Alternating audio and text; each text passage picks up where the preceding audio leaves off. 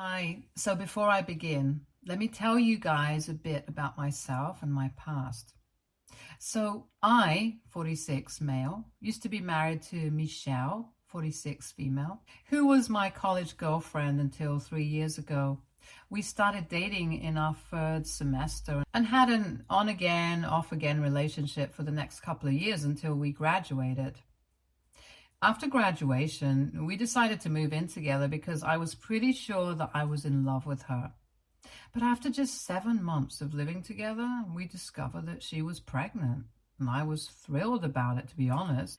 I just wanted to get married and start a family, so it was pretty exciting for me.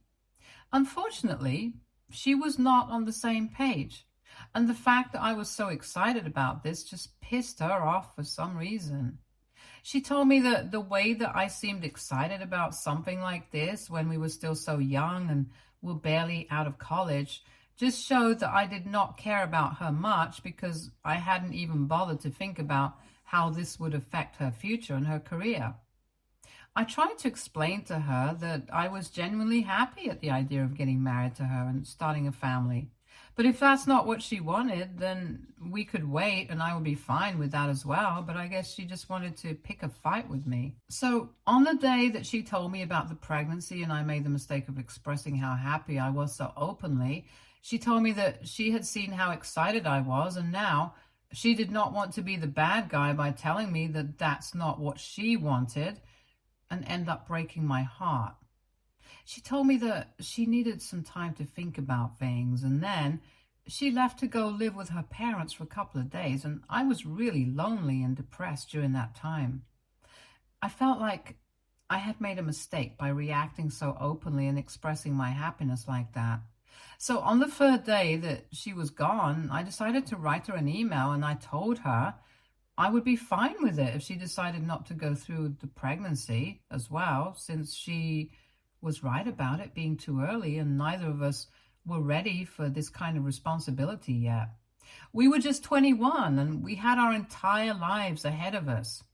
If we committed to having a child so early on, we would not have any time to rise in our careers, especially her, since the baby would obviously need her more than me initially, and we were not in a place where we could afford to have a baby financially either, since I had done the math. I thought that that's what she wanted to hear, and I just desperately wanted her back at any cost. So I just agreed with whatever I thought she would want me to say, and then I sent that email. She came back the next day and apologized for the way she had behaved. She said that she had just been freaked out at the idea of having and raising a baby, but reading that email made her realize that I was going to be there with her every step of the way, and she really had nothing to worry about. So she was ready to have the baby now, and we actually were going to get married and start a family. I was thrilled. I was too young to realize how toxic all of this behavior was. I just jumped into the marriage head first. Obviously, now that I have lived the life that I have, I wouldn't have done anything differently because I really love my daughter. But at the time, I could have made better decisions. Anyway, we got married within a few weeks, and it was a really small, intimate ceremony with only our families and a handful of friends in attendance. And then our daughter, Amy, 24 female, was born. For the first few years, everything was blissful, and we were really happy with our lives. I guess she was just really preoccupied with the new experience of becoming a mother, and that's what made her happy. But I made the mistake of believing that it had anything to do with me. But then, when Amy turned 9 years old, we started having problems again, because I guess the novelty of becoming a mother had worn off, and now she was back to fixating on how unhappy she was with me. Both of us were working at the time, and she kept nagging me about how boring and monotonous life had become for both of us. And I asked her several times what exactly it was that she wanted so I could make it happen. But she never had an answer. So she just kept complaining, and after a while, we ended up fighting about these things. So we had to go for couples counseling because the fights were getting really bad, and it was affecting Amy. After a few years of counseling, we were able to get back to normal, but even that did not last for long. And eventually, we just went into this phase where we steered clear of each other as much as we could and genuinely felt like we were putting on a show for Amy to make her believe that we were happy because we did not want her to get affected by our discontent. Behind closed doors, we rarely had anything to say to each other, and it was just sad because I still loved her. But I felt like she did not feel the same way for me, never had. She had only ever married me because she got pregnant, and had things turned out differently, we might not even have lasted for so long. In spite of that, I still occasionally made an effort to win her back in the hopes that maybe someday we would be able to reconcile, but nothing ever happened. I never got anything more than a polite thank you and forced smiles. We stayed together for almost 21 years until 3 years ago. She finally confessed to me that she had been having an affair with a much younger co-worker, and she just couldn't bring herself to hide it from me anymore. And that was pretty much the last straw for me. I had always known that she felt suffocated with me, but when she told me that the affair had been going on for almost a year, I lost it, and I immediately filed for divorce. The terms of my divorce were pretty brutal as well. I demanded that I get to keep the house and both our cars, no settlement, no alimony, and as for our dog, she would only get to see her on the weekends because it was mostly me who took care of him anyway. She thought that I was being unfair because she believed she deserved at least some alimony and half the money from the sale of the house, since she had sacrificed a major chunk of her working years to raise Amy. But I reminded her that it was her personal choice, and I had been just as content to let our parents or nannies take over during those years. She was the one who had insisted that she be a stay-at-home mom for the first couple of years at the very least. I was not going to take responsibility for that, and so we fought tooth and nail to have the divorce finalized on our terms. Eventually, I got what I demanded because obviously I was not the cheater in this situation, and also because my lawyer was insanely good. And she couldn't accept defeat, so she did something really underhanded and sent Amy that email that I had sent to her all those years ago to bring her back home when she had left to live with her parents after I had shown her how happy I was about the pregnancy, the one that I had mentioned in the beginning. But instead of telling Amy the truth about that email, that she had been the one who wasn't ready to have a baby, she told Amy that I was the one who wanted her to terminate the pregnancy, and she had to fight to keep the baby because I had been so vehemently against the idea since I wanted to go ahead in my career, and I believed that having a child would just hold me back.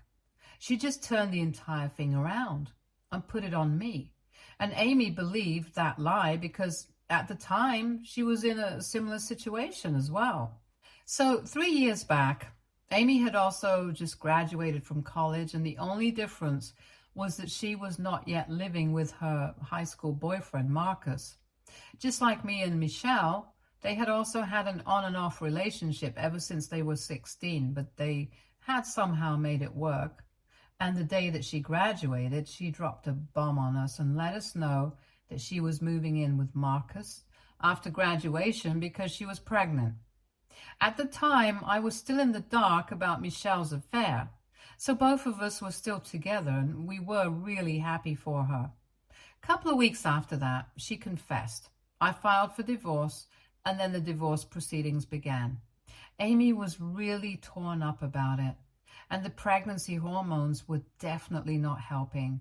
She was more inclined to take her mother's side because Michelle kept whining to her about how hard I was being on her, and she had made the entire situation seem like I was the one who had driven her to have an affair and look for love outside of marriage because I was such a workaholic who never had any time for her specifically, even though I tried to put on the act of a loving father and her great husband in front of Amy. And Amy, I don't know why, seems to believe her more than she believed me. Eventually, after the divorce was finalized, she received that email from Michelle and then stopped speaking to me at all. Things had already been intense between us for the past couple of months because of the divorce, since she believed that I was being a little too harsh on Michelle and wanted the terms of the petition to be a bit more lenient. But I didn't want to agree to that. The email just put an end to our relationship altogether. And after not hearing from her for a couple of weeks, I decided to call her 5 times in a row until she finally picked up. When she did, she cut me off before I could say anything and said that she knew I might have been caught off guard by her sudden change and attitude towards me, but she wanted to put an end to this once and for all, and told me that she had read the email that I had sent to her mother before she was born. But I had said that I would want the pregnancy to be terminated because I was not ready for a child, and yet she had apparently been told by Michelle that I was pressuring her to terminate the pregnancy. She started yelling at me, saying that she was disgusted by what kind of a person I had turned out to be, and she was ashamed to call me her father. But now she was not going to worry about any of that anymore because she had decided to cut me out of her life permanently, and hung up. Then promptly blocked me so I couldn't contact her again. I was really confused, and I immediately called Michelle up, in spite of our recent divorce, to ask her what on earth was going on.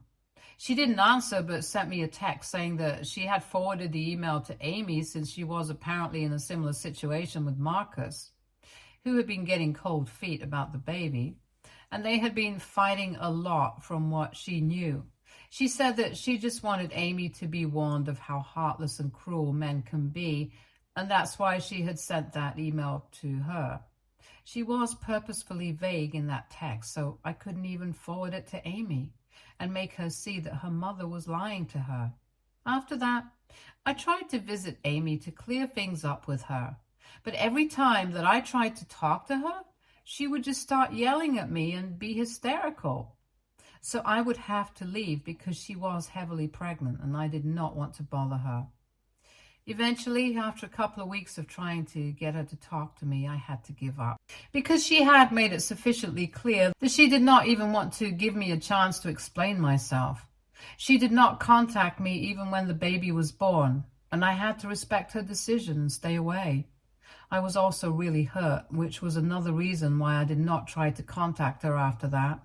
And now it has been almost 3 years since I last spoke to Amy or even saw her. I have missed her terribly, but I had made my peace with it until she showed up at my door a couple of days back with her son. I was really shocked to see her. I didn't really think things through before opening the door. As soon as she saw me standing in the doorway, she pulled me into a hug and instantly broke down into tears. She told me that Marcus had come back home a couple of days back with divorce papers because he claimed that he had fallen out of love with her. She had decided to leave her home after having tried to fight for her marriage for almost a week. Initially, she had tried to go to her mother's place because they had kept in touch for the past 3 years. But to her surprise, Michelle had refused to take her in because taking care of a 3-year-old at her age was just not feasible for her, and she wanted Amy to go look for a hotel or live with a friend. She did not want to waste her money on a hotel room, since she would have to think about her future expenses as well, and she didn't have any friends close enough to help her out this time. So she came to the only person that she knew she could count on, and that happened to be me. But instead of inviting her in, I decided to tell her that I needed some time to think about this because after the past 3 years, we don't really share the same relationship that we used to earlier. So I told her that I was really sorry, but I needed some time. And then I shut the door while she was still standing outside. But thankfully, she left after that. I felt really guilty after I did that, and I thought about calling her back, but decided against it. And I was blocked, so I couldn't have done that even if I wanted to. But I guess she unblocked me because yesterday I received a phone call from her and I made the mistake of answering the call. When I did, she told me that she was living in a hotel right now because she couldn't find anywhere else to go. Then she went on to give me an explanation for the way she acted these past 3 years, and that she wanted me to know that she was in a really delicate state of mind, and then couldn't handle that email. Given her circumstances, since she and Marcus were in kind of a similar situation, she just put herself in her mother's shoes and immediately thought that I was wrong for pressuring her mother. She confessed that she might have overreacted after reading that, and that she should have at least given me a chance to explain myself since I was really young, and she could finally understand where I was coming from. 3 years ago, it didn't even occur to her to try and think about my position back then, so she cut me off without thinking twice. But she really wanted me to know that it was just because she wasn't thinking straight at the time. So I realized that she still didn't know the truth about that email and was about to tell her. But then she said that we had the chance to fix our relationship now. And she wanted me not to screw it up by keeping her away and told me that I should really let her live with me so we could work on this. She made it sound like I owe this to her. And that kind of rubbed me the wrong way because after 3 years of no contact, I don't think I owe anybody anything. I told her so. But she just said that I was being ridiculous and that as a parent, I should be more forgiving. So we got into a bit of an argument, and I want to know, AITA for telling my daughter is going through a divorce that I need some time before I let her back into my life? Update 1. So I decided not to contact her again, and 4 days have passed since I spoke to her last. And after mulling things over for a while, I decided that this time I would block her. Because really, I don't think I owed her a single thing after the way I had been treated. But she made it sound like I was the bad guy here for refusing to let her back into my life so easily, just because she was getting divorced and needed a place to crash with her son. Besides, from what I know, she is a working woman and she can definitely afford to take care of herself. If she wants to save money, that's her business, not mine. In the past 4 days, she has only sent me one text, and even that was not an apology. She only said that she was unblocking me so I could contact her whenever I had made up my mind about what I wanted to do, but there was no trace of an apology. I really think that if she had apologized for the way she had behaved, I would have reacted much differently. But as far as I can recall, during the phone call, she did not say the words to suggest that she was sorry even once. All she did was try to justify her actions and make it seem like because she was pregnant at the time, all her actions could be excused. Even if I excused her for the way she acted when she was pregnant, I can't forgive her for not contacting me after that. She had 3 whole years to make amends, but she chose not to do that and let me suffer. I don't think that's the right thing to do. And if I'm really talking about that, let me just say that even through her behavior, she doesn't even seem apologetic. She has been acting like she's entitled to get a second chances from me just because I'm her father and doesn't even seem bothered about anything that she has put me through in the first place. So that's pretty strange. And I think I made the right call by deciding not to help her or get back in touch with her.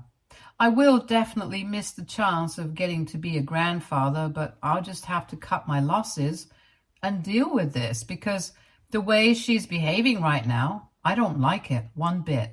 And no, she still doesn't know the truth about the email and what context I had said all of that in. Like I said, I had wanted to share that with her the last time that we spoke on the phone call, but before I could even get started, she cut me off and started acting really entitled, so I didn't get the chance to tell her about it. At this point, it doesn't even matter, to be honest. The damage has already been done, and we have lost 3 years as father and daughter. And judging by the way she's behaving now, I don't think we can fix that anytime soon if she doesn't apologize to me. Even if she does, it's going to be difficult to repair this level of a broken relationship. Update 2. It has been a week since I blocked my daughter, Amy. She didn't contact me any further, but someone else did, and it was really bad for both of us to speak after so long. I'm referring to my ex-wife, Michelle, and she decided to call me up a couple of days back. When I answered the call, since it was not from a number that I recognized, I planned on hanging up as soon as I heard her voice on the other end. But she told me not to do that because otherwise she would show up at my house because she knew where I lived. I asked her what it was that she wanted because we hadn't spoken to each other either after the divorce, especially after the way she had poisoned our daughter against me to punish me for getting my way in the divorce. She then went on to tell me that she had spoken to Amy recently and she had learned that I was being a jerk and not allowing her to live with me, even though I was her father and I should forgive her much more easily than other people. She told me that it was her idea for Amy to come live with me and try to fix our relationship because she wanted to live with her partner and didn't want a fussy baby around her all the time, which was what Amy was going to bring to the table if she lived with them. And so she wanted me to take one for the team and even expected me to thank her for sending Amy to me and trying to get her to fix our relationship after so long. I told her that what went on with me and my daughter was none of her business. And also, the reason that I hadn't even been able to speak to her in the past 3 years was actually because of her. I reminded her of the true context behind that email, and I told her that if I shared that with Amy, I could potentially ruin their relationship, and I'm pretty sure that she wouldn't want that. I thought that she would be intimidated when I said that, but she just laughed in my face and said that she had stayed in touch with Amy for the last 3 years, unlike me, and she had faith in the kind of relationship that they had. Plus, she was not pregnant anymore, so she definitely wouldn't be so gullible and vulnerable. She was not scared of the truth coming out because she was convinced that our daughter wouldn't believe me if I tried to share the real story with her, especially given the current circumstances. I hate to admit it, but she might have been right about that. But I did some quick thinking and decided that this time I was not going to let this go so easily because I deserve to be able to share the truth and not be the bad guy anymore. So I instigated her and started telling her that she was not only a cheater, but also a liar and a manipulator, and that she wouldn't get away scot-free for long. Luckily, Michelle is extremely predictable, and in a turn of events that I had already realized was going to take place, she got pissed by whatever I was saying and started talking back, saying that she knew what she had done and she had no regrets. She went on to tell me that if I had just accepted her petition and tried to be a selfish jerk, she wouldn't have used Amy against me. So if I want to blame somebody, I can blame myself and my massive ego. And then she even laughed about how she had one-upped me and I had lost, so now I could say whatever I wanted. But it was not going to make a difference because Amy would never believe what I said. So even if the truth does come out, she's going to remain unaffected. And that was all I needed. So I immediately hung up, blocked her. I had recorded that bit and I unblocked Amy and sent that recording to her in a message with a brief explanation of how her mother had manipulated her against me because she was pissed at me after the divorce. And she had chosen to believe her mother over me. That recording was supposed to be proof of her lying, and now she could choose to believe whoever she wanted. But I was done. I had to clear my side of the story, and because I had succeeded in doing so, now I no longer cared about whether she believed me or not. After that, I blocked her again, and it's been a couple of days since then, but I haven't heard back from anyone. I have to say it has been a bit anticlimactic because I really did think that something was definitely going to happen. But it's been pretty boring so far. I don't even know if Amy has played that message or not, but anyway, my job was to make sure that she knew the truth, and now it's up to her what she wants to believe. Either way, I have made up my mind about what I want to do, and I'm not going to let any of these people back into my life. I had come to terms with the state of my relationship with my daughter in the past couple of years, and I actually made my peace with it. But ever since Amy showed up, things have gone awry once more, and I don't like feeling this. So I'm going to keep all of them away from me, just like I had been for the past 3 years. Update 3. Hi, so I finally got a response from Amy after that message. It's been almost 2 weeks since I sent across that text, and then I had blocked her. So I didn't exactly know how she was going to reach out to me, but I knew that she would find a way if she really felt like it, and she did. She showed up at my house once again, and she was not with her son. I tried to speak to her without letting her in, but she told me that she just wanted to discuss things with me one time, and after that, she would not bother me anymore. So I let her in. She started off by apologizing, finally, and told me that after she heard my message, she immediately confronted her mother about it. Michelle's first instinct was to deny every single thing that had been said, but there was something about her that made it seem suspicious. And after some insistence, Michelle finally admitted that it was she who did not want the baby, and she had spun things around against me to make me look like the bad guy so she could ruin our relationship because she was mad at me for the divorce. Amy immediately cut her mother off, and now she was here to make amends with me after a couple of days because she had finally processed things and had realized that she owed me a huge apology. I accepted her apology, and she told me that I was free to keep her blocked because she probably deserved it, but she would really genuinely want to build a relationship with me once again. So I'm going to think about that. I haven't really come to a decision about that yet. I really would like to bond with my grandson, though, so I'm probably going to agree to that. She's going through with a divorce and is looking for an apartment because she doesn't want to blow all her money on the hotel. So I put her in touch with my realtor, and that's the most that I can do for her right now. As for Michelle, I don't really know how she feels about any of this because she has been blocked ever since the last time that we spoke on the phone, and it's going to remain that way. But I know that she cannot be pleased about any of this, since Amy let it slip that the day that she had confronted her, she had been raging all around the house and blaming me for all of this, even though she was the one who had lied and cheated and done everything wrong. Sure, I'm the one at fault. Anyway, I'm just glad that this has all come to an end now, and I don't have to deal with this drama anymore. Stay tuned for more stories from our girl relationships.